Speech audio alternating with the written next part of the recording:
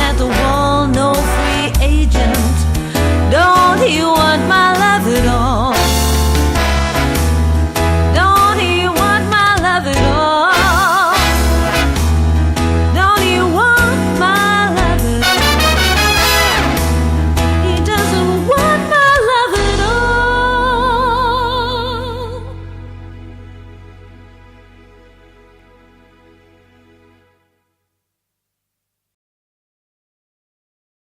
Pamela, you're an actor, a dancer, a singer, an artistic director, now creator of this new musical, Men. What exactly inspired you to write the musical? Therapy. Okay, That's just cut to the chase. Yeah. I'm not going to come up with any fancy Yeah. story. Basically, Sarah, you know, I went through a marriage breakup many years ago, and all of a sudden I found myself back on the singleton scene. So that was quite devastating, and obviously things had changed in the time that I had been on the dating scene. Yeah. So I struggled with going, you know, being out there back on the cattle market, and I'm all of a sudden competing with girls like half my age as well. Yeah.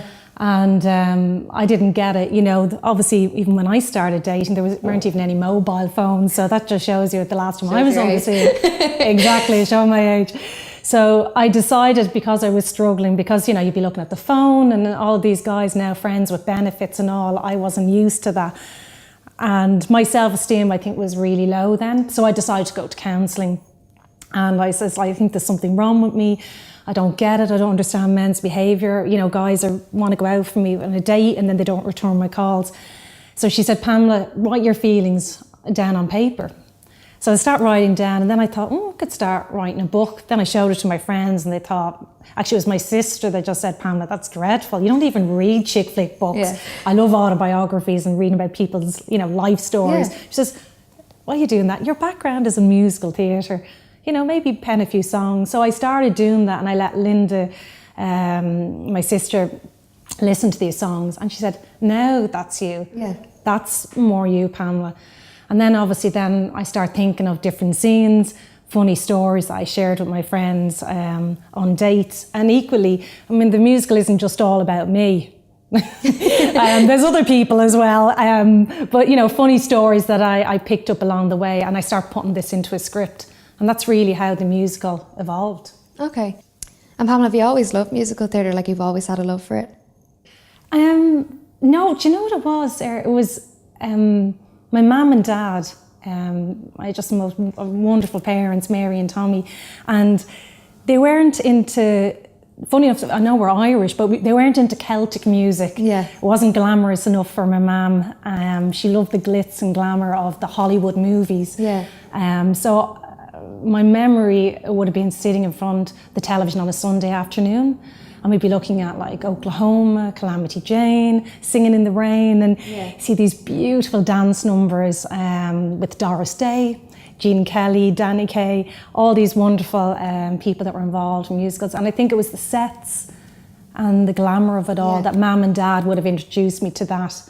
And I think it was a form of escapism for all of us as a family, because back then, before, say, Michael Flatley came along with Riverdance and revamped the whole image, things were quite drab in Ireland. So it was really Mum and Dad. And then I went on, I was a very quiet little girl. I know that's probably hard to believe now, but I was very fortunate that there was a local school down the road from me, and my teacher said to my mum at the time in school, Pamela is very quiet, she's not interacting in school, so you should consider putting her into maybe dance classes. And I was very fortunate that Billy Barry lived down the road from us, and she spotted me. I actually got into my first pantomime. That was just pure chance. I actually had auditioned and I didn't get in. And then my sister Linda got in. But I went one day to collect her, and Mavis Ascot, who's an English choreographer, she said, Pamela, well, she didn't know my name, she just said, can you come in? One of the girls hasn't arrived for the rehearsal. And she got me to come in, and you remember that song? So she says, I want you to do that, and I want you to smile. And she put me partnered with a guy called Stuart O'Connor, okay? So we had to do this, and she said, you're in. And that was my first way of getting into professional pantomime. And from then on, I started working with the likes of Maureen Potter, Brendan Grace, Roseanne Lenihan over the years. And we start doing these like mock shows. So this is where the cast would mimic, it wouldn't be shown off to the public, but we would mimic, I suppose, the whole show, the children doing the adult parts. And that's when they realised that I could act, I suppose. And Miss Barry and her two daughters, Joan and Lorraine, took me under their wings and started pushing me more into the acting. And that's really where my love, I suppose, for acting even began, and becoming conscious of musical world. Actually, it was Joan Kenny, Sarah, that introduced me to an Irish director, Brian Merriman, who had a company called Dames. And he pushed me as an actor. I had got roles in shows with him, but he pushed me to do different roles. Something out of your comfort zone. He pushed me out of my comfort zone, because he said to me, Pamela, you can always do, I was naturally strong at doing comedy, and he started pushing me into more serious roles. And I thank him now. At the time I was, I wanted the limelight, but he'd give me a role. I remember reading a script before, and I think I'd one line, and he said, you will learn more out of that role than getting your usual roles. You don't want to be typecast. So I'm very grateful to Brian on that. And you said your musical is, there's a lot of you in the musical. Would you say it's specifically geared towards anyone? Well, there is three characters in it, and obviously the main role is Jennifer, this singleton in her 30s, because again, there's a lot of women out there. They're either single in their 30s, they haven't met anyone, or either women that have been divorced and they find in their 40s and 50s they're back on the scene. So that's what that character is. They're still looking for love. The hope is romantic. The second character, that's an interesting one, which is Annie. And I suppose it's observing my friends and my sister, Linda, in Australia, they have this, they have the husband and the children, and probably the struggle of losing, possibly afraid that they lose their own identity, and struggling a little bit with parenthood. But going back to Linda, with this character, Annie, one thing Linda said to me before on Skype, she was joking with me, and she just said, Pamela, it's all about them, meaning the children. And she showed that she's frustrated, going, God, where am I in the day? It's bringing them here, bringing them there. And she said to her husband, Martin, from now on this year, it's going to be about me. And Martin said, you mean us? And she goes, no, Martin, me. The third character is Rebecca, and she would be more your age group, Sarah. And she's just moved out of home, and she's new on, I suppose, the dating scene. I mean, she's only like 22, and she's basically saying, relax. What's the hurry? But Jennifer, keep in mind, is probably 15 years ahead of her. Yeah. So I want that. I want women in the show to see that you've got this fresh-faced, 22-year-old going out enjoying, being wined and dined by different guys. Really couldn't care less of the guy. It's tough luck on the guy. If they don't want to be involved with them, fine, move on. Exactly. There, you see, your age there. I found myself and other singleton women, when we go out at our age in our late 30s, I found that I start going to clubs and I'd more interest in the decor than men. So I'd be looking at the paintings, and I'd be going to the manager saying, the lighting is lovely and the paintings are beautiful. And my friends are like, where are you going, Pamela? So that's where I was just tired of the cattle market scene. I'd say it becomes a bit monotonous, sort of going to the same places over and over again. You see the same crowd. It was just the same talk all the time, and you start, I think that's it, Sarah, you stop... I think where I was, certainly, was that my mindset, I started getting deflated. My self-esteem was quite deflated then, and I couldn't read men. And I'm not here to say that this musical is to say men are shits. That's not what the musical is about. I do want, I think that one of the things that I did learn about men over the years, not that I swear I was with loads, but the few men that I was with was women's self-esteem. And I think that's one thing with the men, their confidence in themselves. I never had a man say, knock out the lights and, because my tummy's going to look too big here. Where women, we're so critical of ourselves. And I love Gok Wan. Do you ever see Gok Wan? There's no Botox, it's just saying, this is your body. You are, yeah. Yeah. And I think even obviously being a dancer, and because I'm petite, I never felt cool. And obviously I was always told, you're too stumpy, you're too small. You go into the bar, and I never felt cool because I'd be like this, at the bar. And I was like, oh my God. So already I used to joke a lot as well, because to cover up.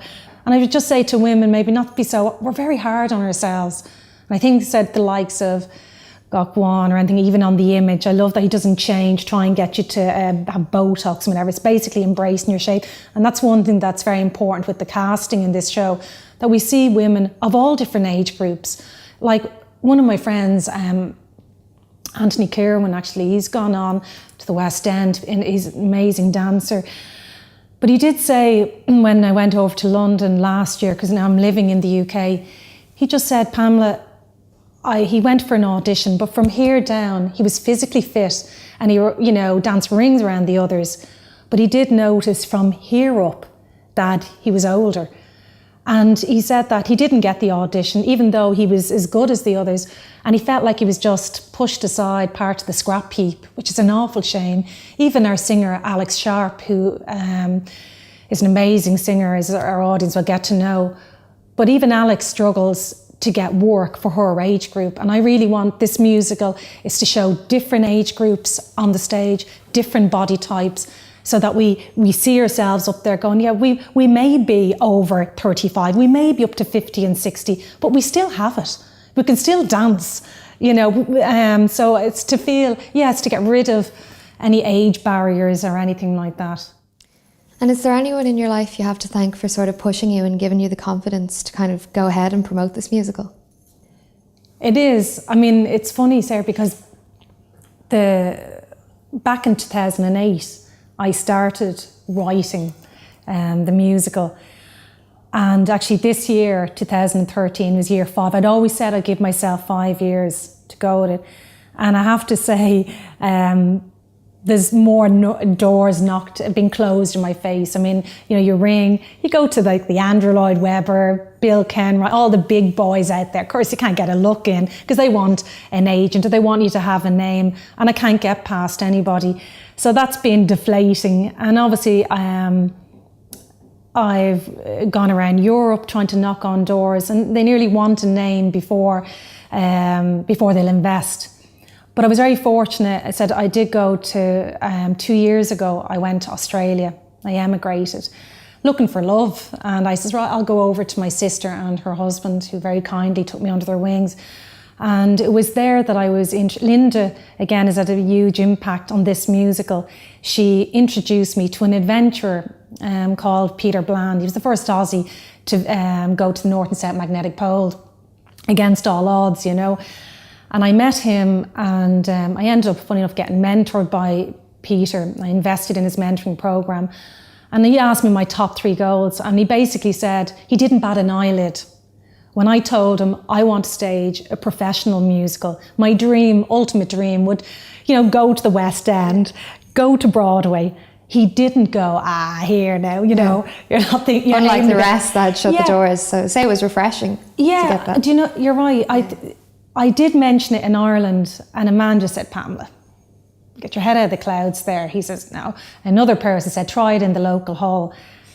And I just thought that is something with them, I find that I came across. It's not to put down, the Irish have their skills, but I don't know whether it's just something with their mindset that we're being pushed down. I mean, even Dad would have said over the years, don't be losing some of the children be getting bouquets of flowers, Dad would have kept us quite grounded. He didn't want us to lose our dreams, but it's a big dream, I know, but it's like you look at Sir Richard Branson of the Virgin brand. He's a big dreamer, but, he's made these things possible, and he surrounded himself with a wonderful team of people. Another guy I was introduced to, Sarah, was a good friend of Peter's, Greg Barnes. And Greg is a coach for, he comes in, does team building things with companies like Starbucks. I believe when I read a thing about him, he was the worst sailor to actually train the Australian World Championship team, which is crazy. Again, I went out with Greg one day, but it was smashing day at the Melbourne Cup. And I told him, when I went to Australia, Linda said, I'd run a stage school back in Ireland for many years, and I did get to share my love of musicals with my pupils. And I absolutely loved all those years teaching. And but that was a life that I decided, to move on from. And when I went, Linda said, Pamela, you can be anyone you want now. So when I met Greg, I just said, yeah, I've written. And he went, oh, so you're a writer? I'd never thought of myself. Considered yourself? No. Yeah. But he didn't bat an eyelid. He just went, okay, you've written a musical. And I said, yes. And he went, when will it be staged? And I think from these two accomplished men, Peter Bland, Greg Barnes, I just thought that gave me the boost that I needed. But it's been a hard road, Sarah, along the way. You know, it hasn't just been plain sailing. So I think it's, again, going back to even like Nana and Grandad for you, they've really trained us to have a strong mindset. Don't see when the doors aren't opening. Grandad would have said to you, I'm sure, you know, create that door of opportunity for you. And another thing, Mam would have said to me, Pamela, whatever in life is for you won't pass you by. So if the viewers look at this and they look at the footage and, you know, they don't like it or whatever the case, then I'll accept that. But at least I've tried. And I always told my pupils back in the stage school, try, don't lie. Don't go to an audition, don't go to an interview and lie. Put your cards on the table. And if you can't do something, say, well, I can't do it, but you know what, I'm a quick learner, I can try. I'm not saying that this musical is groundbreaking material, as one person did say. I mean, Tim mentioned that Australian guy. He is amazing, he's done Matilda. But we're different. I know my audience. It's very much geared towards females. And I just think there's a great story there. I can see fantastic dance routines. Actually, it was Brian, my brother, that said to me, because I'd produced my own shows over the stage school, and I was thinking, you know, budgets all the time. And he just said, Pamela, don't limit your imagination. And I think, again, Brian has a huge impact. All my family, like even Tony, my other brother, he's been more on the business side. But Brian, even on the creative, he'd say, don't limit your imagination. Let it flow and see how it goes. And so that's where we're at the moment. And so I've just taken the bull by its horn. We did lose an investor, sadly, back in September. And I just thought, right, I've got to go for this myself, have a shot at it and see what way it goes. So you've put your dream of staging this musical, you know, out there. And do you have any fears at the moment? Well, yes, I do. I mean, the two fears is, funny enough, a few months ago when I arrived in London, I'd been going to the job centre. I'd always been self-employed, but I had to go to the job centre. And, you know, they knew my background was in the arts. And the last time I was in there, it was quite deflating because they just said to me, you know, said I am petite. And the lady said, Pamela, I'd been knocking on doors trying to get work, even an internship. I couldn't even get an internship at the time. And she just said to me, would you consider door security? You? And I'm like, you know, 4 for 11. And she says, this is equality. I'm like, do I really look a threat, you know? And the funny thing then was, she said, Miss Keeley, you're going to have to lower your voice, otherwise we'll have to get security to escort you off the premises. So that was the last I went to the job centre. I think my fear would be, I read an article when I was on the tube and it said 85% of people in the UK hate going to their jobs. Imagine that, isn't that really sad? They hate going to their job. So they're not being productive, they're just, you know, existing. And all I'd want out of this footage, that maybe somebody out there in the musical theatre world or anything in the arts would see a lady in front of them that simply wants to work in the arts. I feel nothing against door security. I'm sure it's a wonderful job, but I just feel after all the experience I have that nobody thinks that I've anything to offer. And that would be I would think that would be quite sad. So that would be my fear, is that I would end up in a job that I would hate. Okay. And why exactly did you try, you know, are you tempted to promote it online, to promote the musical, not going down the traditional route of, you know, obviously you've knocked on the doors and everything, but why have you decided to specifically promote it on the internet? Yeah, I suppose, obviously because I've produced shows over the years and I've worked with budgets, and because I want a big cast and whatever, and I went into the Leicester Square Theatre trying to get figures originally for the investor. And Martin, who's the owner, very kindly gave me his time and he just said, Pamela, you're going to lose. The investor will lose their money, you won't be getting enough in, you'd need to take your cast down or whatever. And obviously then the other route would be the fringe festivals. And I was thinking about it and I thought, you know, you look at these, you know, authors that, again, the doors aren't open, they're not getting an agent. And the lovely thing with the era that we're living in now, with the internet and everything, with Facebook and all this, is that, say, authors can now self-publish, which is fantastic. You can have, I don't want to come across as like some control freak. I want to come across as being assertive. But you do, it's your musical and you want it to, you know, be sold a certain way. You don't want it to be manipulated by this. Yeah, you're right. And I thought about it, and obviously I was doing some work with Peter Bland. He said he is a mentor and he brings people away to Antarctica, and said anyone that wants to be mentor with Peter, so they Skype and he does these online mentoring. And so I learned that from it. I thought he can, and he's free, he's a board, Peter. He's not stuck in an office. And that's just not for me. So that made me think, actually, I could try and use the era that we're living in now with the internet. And the experience that you have. And the experience I have. I mean, you look at even like Susan Boyle from The X Factor. I mean, Susan, there was no way anyone would have looked at Susan Boyle. I mean, we're all the first to say it. I mean, we're all so quick. How dare us to say, oh, look at your woman. How dare, I'm ashamed to say that. But within like seconds, all of a sudden she was a hit, like a world, not just in the UK, worldwide. And that was the beauty of it. And all of a sudden, obviously, Susan's life has completely transformed. She wanted to sing. I'm sure she would have sang at the local hub, but you know what I mean, her life, and that was the beauty of it. And I just feel, you know, this is the 5th year now. Now, if it's to happen, it's going to happen. I have this small budget here and I'm going to have a shot at it, put it out, and said it's more even your generation, I'm hoping, pick up on it. And what I need, I can only do so much myself and the creative team. I'm saying, you know, we've got an idea. I want to create employment for us. I think, you know, you could have a great night out. I think there's some moving songs in it, some great comical songs in it. But you as the viewer, you have to lift your weight with us, because without an audience, we don't have anything. And the audience is essential to this. So we need the viewers to spread the word, whether it's on Facebook, blogging and all this thing. And I also need them to go out and buy that song. Or December is our first song that's going to be launched. So it's exciting. It is exciting. Yeah. It's like 99 cent or whatever. But like, what's 99 cent? But the impact, can you imagine all those 99 cents that can actually start bringing us to the next stage, create employment. And it's not just for myself, it's for the cast, it's for film crew. It's the ripple-on effect, and that's what I'm hoping. But I urge the audience that to go out and please spread the word and also buy the song. Well, I admire your confidence and your drive, and I wish you the very best of luck with this musical. Thanks a million, Sarah.